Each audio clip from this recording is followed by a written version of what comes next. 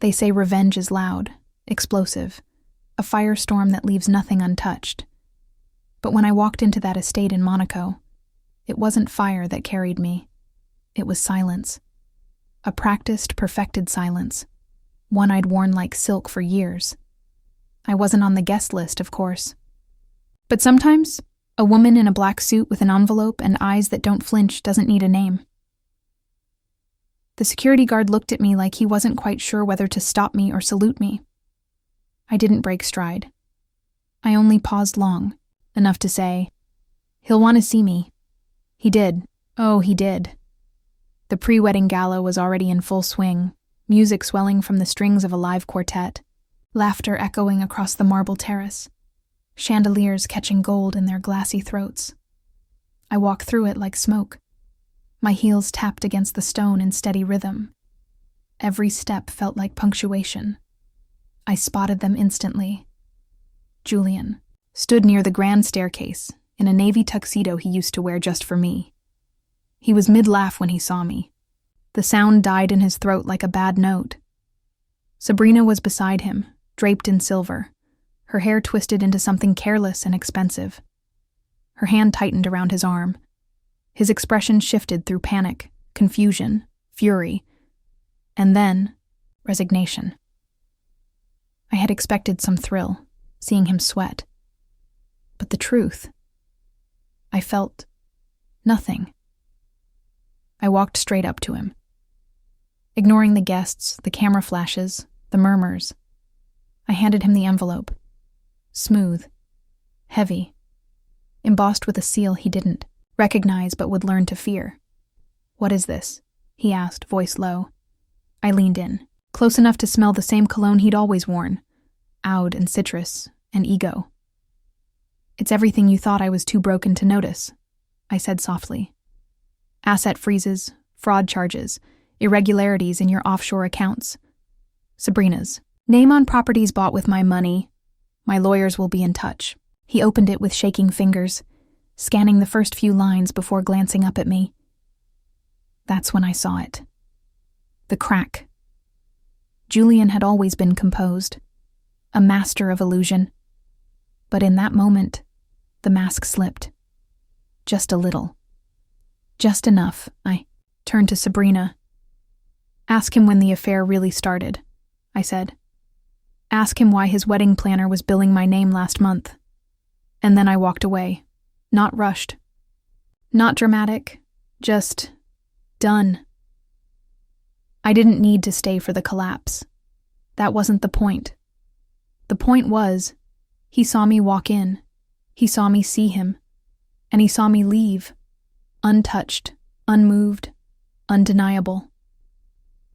I exited through the same doors I entered, the night now swelling with murmurs and slow unravelings behind me.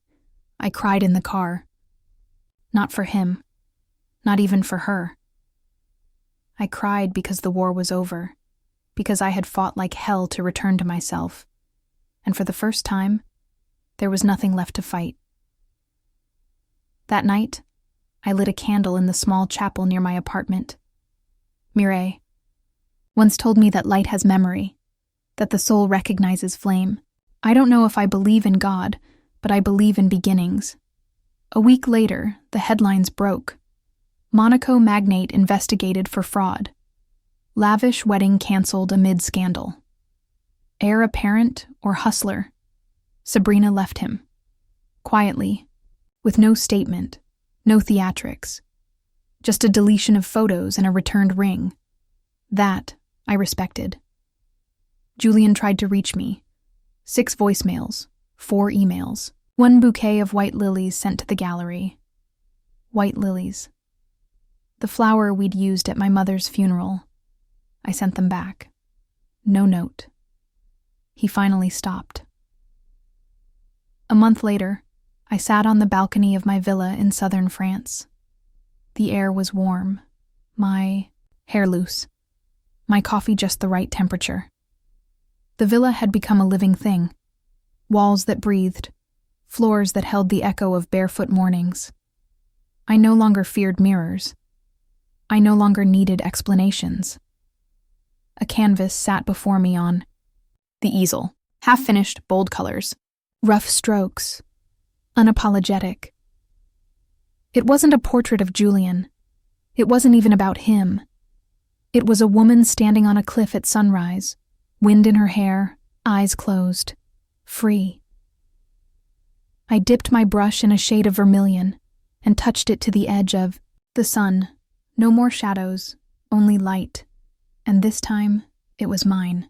I arrived in Monaco 6 months to the day after I left him. The irony wasn't lost on me, that I'd come to a city built on wealth, secrets, and illusion to finally find the truth. But I wasn't the woman who fled with a single suitcase and a bruised heart. My reflection no longer startled me. I'd cut my hair shorter, just below my jaw. Not out of spite, but because I wanted to see my own neck again, unclaimed. I wore tailored clothes in muted tones, no longer dressing for his gaze, but for my own quiet power. I didn't need stilettos to feel tall. And I'd started wearing my mother's old ring on a chain around my neck, a reminder of the women I came from, women who survived. I stayed in a modest apartment tucked above a bookstore in the old town. I preferred the view of cobblestone streets over glittering harbors. It grounded me.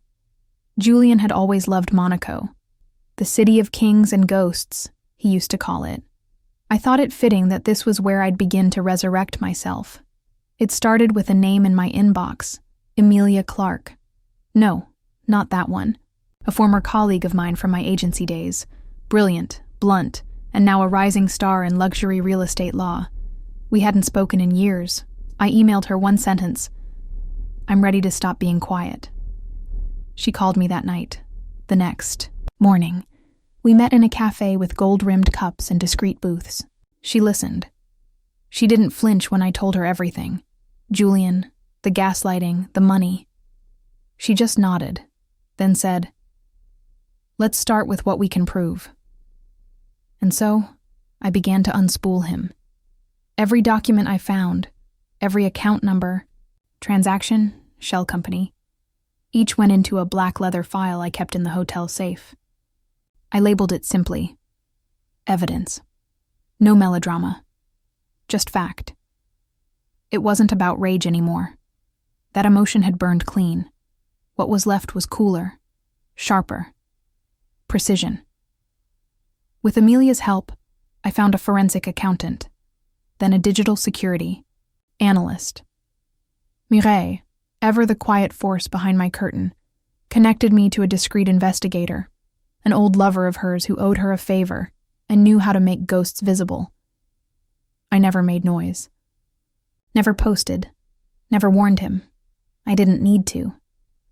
Power, I was learning, didn't always shout. Sometimes it simply documented. At night, I painted. The villa in France had taught me to speak in color again. Now, in the sleek quiet of my rented apartment, I turned my focus to fire. The series was titled Betrayals in Red. Thick textures, deep crimsons and smudges of gold leaf. Anger, but also grace. Grief with teeth. I submitted the collection anonymously to a silent auction hosted by one of Monaco's more exclusive galleries. No name. Just a symbol in the corner, an Ouroboros. A snake eating its tail. It sold out in hours. I donated half the proceeds to a women's shelter near Nice. The rest? I funneled back into my operation. Surveillance software, legal retainers, a new identity protection plan, my own war chest. It was around then that the final thread unraveled. Julian and Sabrina were getting married. She posted it on Instagram, a blurry shot of a diamond the size of a grape, captioned, "Finally ours." I remember staring at the screen, the edges of the photo glowing beneath my fingertips. She was wearing my ring. Not the engagement ring. I had thrown that into the Seine on a whim one rain-soaked morning. No. This was a cocktail ring I'd designed, in my first year as creative director. A one-of-a-kind piece Julian had gifted me the week we moved in together. He'd said it reminded him of something fierce wrapped in velvet. I laughed out loud in that moment. A sound that startled even me, not because it hurt, but because it was pathetic. Predictable. The very poetry he once used to seduce me now passed down to the next gullible muse. But he didn't know something. A quiet thing. A buried thing. Years ago, back when I still believed in us, I'd helped him draft some property agreements, legal trust language, tax loopholes for the house we shared. I'd worked alongside a friend, a notary who specialized in complex wealth management, and I remembered the look she gave me when she slid the papers across the table. "Are you sure you want this in your name too?" I'd nodded, like a fool. But what Julian never did was read the full document, never noticed the addendum, never realized that certain clauses gave me oversight of the accounts used for marital property investments, especially if discrepancies appeared. Discrepancies like using my funds to buy property under Sabrina's name. The moment I saw the deed, registration for their new estate, a little chateau just outside Milan, I smiled for the first time in months because I had receipts. And receipts, as they say, don't lie. I went quiet for a week after that. Not because I was unsure, but because I wanted the moment to settle, like watching a storm form on the horizon. You don't rush it. You prepare. I walked the harbor, touched the rails of yachts I would never want to own, smelled the sea air, and thought of that version of me folding his socks and brushing off his absence like it was love. I wasn't her anymore. And when the time came, I opened the file labeled Evidence and whispered, "Let's begin." I didn't leave him a forwarding address. No lawyer, no press release, no public scene. Just a note taped to the inside of the closet door, where I used to hang the dresses he liked best. "Don't call. I'm not your shadow anymore." I flew, out at dawn. My suitcase barely half full, heart thudding in the hollow space behind my ribs. I didn't cry on the plane. I didn't look out the window. I just sat still, staring at the seat in front of me, the necklace tucked in my pocket like a talisman. I landed in Nice, where the air smelled of salt and lemons and something older, something like memory. The train to the village was slow, winding through hills mottled with lavender and clay rooftops. I watched the vineyards roll by, and somewhere between the rows of olive trees, I started breathing again. I settled in a coastal town my mother had once lived in for a summer when she was young. She'd told me stories of it when I was a girl, how the ocean here wasn't angry like back home, but soft, generous. She'd called it her escape. I suppose it became mine too. I rented a modest villa near the edge of town. White stucco walls, blue shutters, a chipped tile floor that cooled my bare feet each morning. I signed the lease under my maiden name, the first time I'd used it in nearly a decade. It felt like trying on old clothes, awkward at first, then strangely right. The silence was deafening at first. No one called. No one texted. For the first time in years, I didn't have to shrink myself to fit someone else's world. There was no Julian asking what was for dinner, no gallery of his friends to entertain, no subtle corrections about how I laughed too loud, smiled too wide. Just me. And the quiet. I walked barefoot in the garden, pressed my fingers into the soil, grew herbs I couldn't yet name, cooked simple things: tomato soup, rosemary bread, grilled peaches.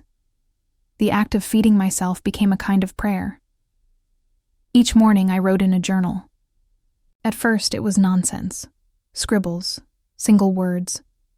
But over time, my thoughts found their rhythm again. I wrote about the little things, the way the sea changed color by hour, the way my shoulders had begun to loosen, the dream I had where I walked into the sea wearing my wedding dress and let it fall away in the current. It wasn't healing, not yet, but it was a start. One morning, I wandered into a gallery tucked between a wine shop and a bakery. It smelled like varnish and old wood. The paintings were rough, raw, seascapes blurred by emotion, not detail. The woman behind the desk had silver hair coiled into a bun and eyes like cracked glass. Her name was Mireille. She asked if I was a tourist. No, I said. I think I'm a refugee from my old life. She tilted her head. Then you are very welcome here, Cher. We accept survivors. We talked over coffee. She smoked from a long, thin pipe and cursed like a poet. I told her small pieces of my story. Not everything, just enough. She didn't ask for the rest. You were not broken, she told me, with a finger pointed toward my chest. You were buried, and now you dig. She let me help at the gallery. I swept floors, cataloged paintings, brewed tea for the artists who came in to chat. I watched their hands as they worked, how they smeared color like emotion, unfiltered and unafraid. Something inside me stirred. At home, I pulled out a box of old art supplies I'd packed without thinking. Brushes stiff with age, tubes of paint, half-dried. I bought a new canvas, then another. I started small, one color at a time. Blues like bruises, reds like anger, gold like the hope I didn't yet believe in. The trauma spilled out of me in streaks. In messy, defiant shapes, each painting felt like a confession. I didn't paint Julian's face. But he was there, in the darkness behind the brushstrokes, in the twisted lines, in the heavy use of black. I painted the necklace, the sofa, the cracked wedding photo. Symbols, scattered like breadcrumbs, just as they'd once appeared to me. And slowly, I began to reclaim them. The gallery offered to display one of my pieces, just one. A self-portrait of sorts. Except you couldn't see a face. Just the back of a woman walking into the sea, her dress dissolving into color. It is very honest, Mireille said softly. It sold within a week. I didn't recognize the name of the buyer, but it didn't matter. It was never about being seen by others. It was about seeing myself again. In that quiet place with lavender blooming outside, my window and the Mediterranean whispering its lullabies at night, I began to research, not revenge. Not at first. Just truth. I ordered copies of bank documents, traced the money, looked into the shell companies Julian had set up. I learned about offshore accounts, asset protection trusts, hidden transactions. I became fluent in the language of secrets. It wasn't about hurting him. Not yet. It was about knowing. Understanding the full map of betrayal helped me stitch myself back together. I didn't tell anyone where I was. Not my sister. Not my old colleagues. I needed this silence, this anonymity, this in-between space where I could gather my strength without the weight of expectation. Every night before bed, I'd dab a little of my old perfume on my wrists. Not because I missed him, but because it reminded me of who I used to be before. He diluted me. And every morning, I'd stand at the edge of the sea with bare feet and whisper, "Not your shadow anymore," and mean it. It started on my birthday. A warm June evening, golden light filtering through the linen curtains, the air thick with the scent of peonies and the vanilla candle I'd lit just for the occasion. I wore the dress Julian once said made me look like summer itself. Soft ivory silk, backless. I'd curled my hair, painted on a smile. He didn't come home. No call, no text. Just silence swallowing the hours. By midnight, I sat alone at the table, the roast gone cold, the champagne flat. A single place setting, untouched. My phone lit up with well wishes from people I hadn't seen in years, but none from the man who had vowed to love me forever. He came in at 1:17 a.m., the smell of expensive scotch and tobacco clinging to his coat like sin. His tie was crooked, lipstick, red, smeared faintly along his collar. I didn't speak. I couldn't. He kissed my cheek as if nothing was broken. Long meeting. I told you not to wait up. I nodded, silent, numb. The next morning, I found the necklace. It was in the pocket of his overcoat. Gold, delicate, with a small ruby pendant. Too bold, too youthful for me, but perfect for someone like Sabrina. I held it in my palm for a long time, the weight of it heavier than it should have been.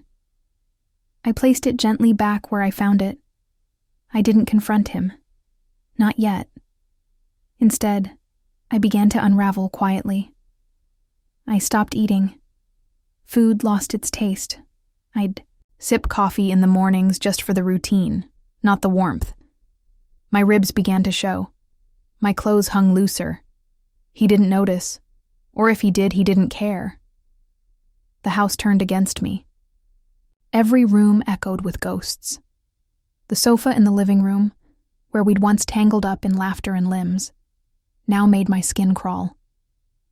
I stared at our framed wedding photo and saw the fracture in the glass, a hairline crack near the corner I hadn't noticed before. Fitting, I thought. Even the scent of my perfume, the one he used to press his face into and sigh, now made me nauseous. One afternoon, I found the receipts, a hotel in Monte Carlo.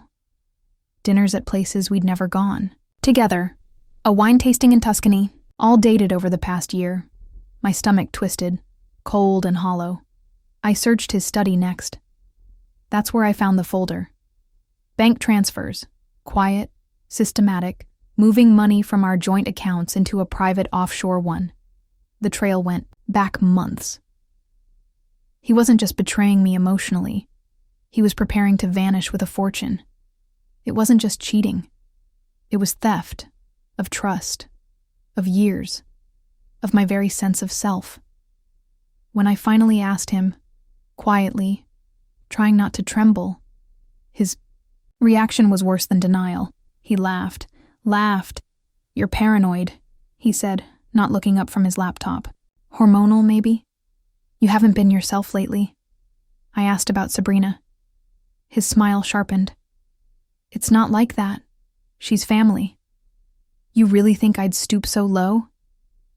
He stood, approached me like I was fragile. "You need rest, love. You're unraveling." He kissed my forehead, the way one might soothe a crying child. I stood there, frozen, tasting the ash of every word he didn't say. That night I couldn't sleep. I stared at the ceiling, listening to him breathe beside me. His chest rising and falling like nothing had changed, like the world hadn't tilted. I thought about the woman I used to be, the one who demanded respect, the one who would have flipped the table over and stormed out without looking back. Where had she gone? Gone, I realized, like the money, like my laughter, like my reflection in the mirror. I screamed 2 days later, not just at him, at everything. At the years I'd wasted, at the dinners I'd cooked, the birthdays he missed, the lies I swallowed, at the woman I allowed myself to become, pliant, pretty, perfectly forgettable. He didn't flinch, just watched me with calm, clinical detachment. "You're not thinking clearly," he said. "I understand this is upsetting." "Upsetting?" I shrieked. "You've been planning to leave me. You've been stealing from me." "I've been reallocating assets," he corrected, as if we were in a boardroom. "And her?" I demanded. "Sabrina?" He tilted his head. "You don't want the truth, sweetheart. You want a villain." I slapped him. It wasn't dramatic. My hand barely made a sound, but it left a bloom of red across his cheek that brought me a sick kind of satisfaction. His lips curled. "I'll give you a choice. You can leave quietly. I'll make sure you're taken care of. Or you can drag this through the courts and lose more than just your dignity." I stared at him. At the man I once loved. The man I'd given everything to. And I realized, in that moment, I hadn't been married to a man. I'd been married to an illusion. Leave quietly, he repeated. You've always been good at disappearing. That night, I packed a single suitcase. Just one. I chose a pair of jeans I hadn't worn in years, ones with a paint stain from a mural I once made. A worn t-shirt from my agency days.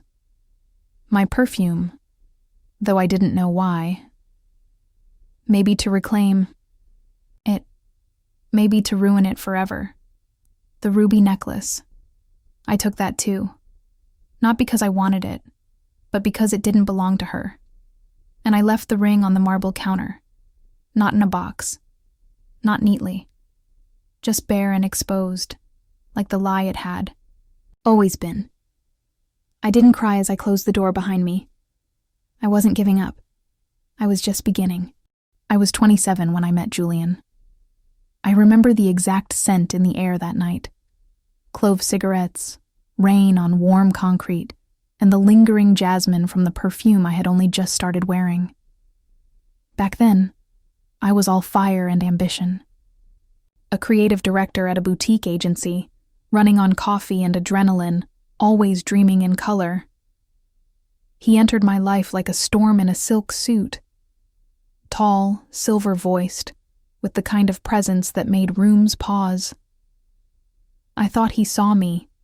The way he listened, asked questions that made me feel fascinating.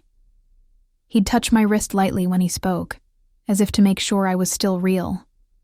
He told me I had a restless spirit, and that he liked that I wasn't afraid to take up space.